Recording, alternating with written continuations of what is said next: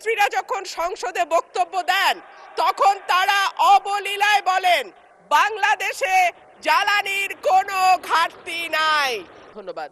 মাননীয় স্পিকার, কাদম্বরী মরিয়া প্রমাণ করিল যে কাদম্বরী মরে নাই।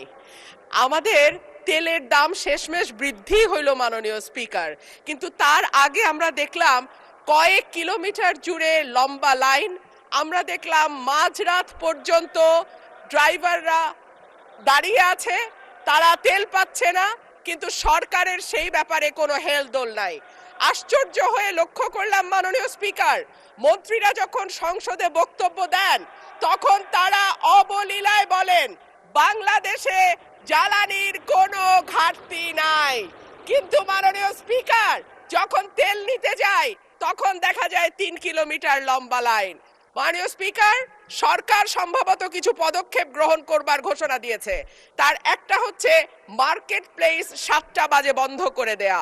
চমৎকার সিদ্ধান্ত মাননীয় স্পিকার, তবে মনে রাখতে হবে কেনা কাটা বা শপিং যেটুকু হয় সেটুকু সন্ধ্যার পরেই হয়, তার আগে হয় না। 2 হইল অফিস আদালতের সময় বলে পরিবর্তন করবে।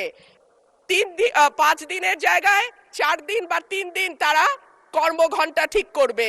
কিন্তু প্রশ্নটা হচ্ছে যদি জ্বালানির কোনো সংকটই না থাকে তাহলে এত লম্বা লাইনই বা কেন, দামই বা বাড়াইতে হয় কেন, অফিস কর্মসূচি সময় পরিবর্তন করতে হয় কেন?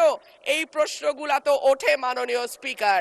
মাননীয় স্পিকার, আপনার মাধ্যমে এই সংসদের কাছে আমি জানতে চাই, জ্বালানি মন্ত্রীরা যখন গণমাধ্যমে কথা বলেন তখন মনে হয় বাংলাদেশে আল্লাহর রহমতে কোনো সংকট নাই। ওনারা যদি পরিষ্কার করে বলেন বাংলাদেশে বর্তমানে কত দিনের অকটেন ডিজেলের মজুদ আছে, কতদিন চলতে পারবে, পাম্পগুলো কেন পর্যাপ্ত পরিমাণ তেল পায় না, তেলের মজুদদারি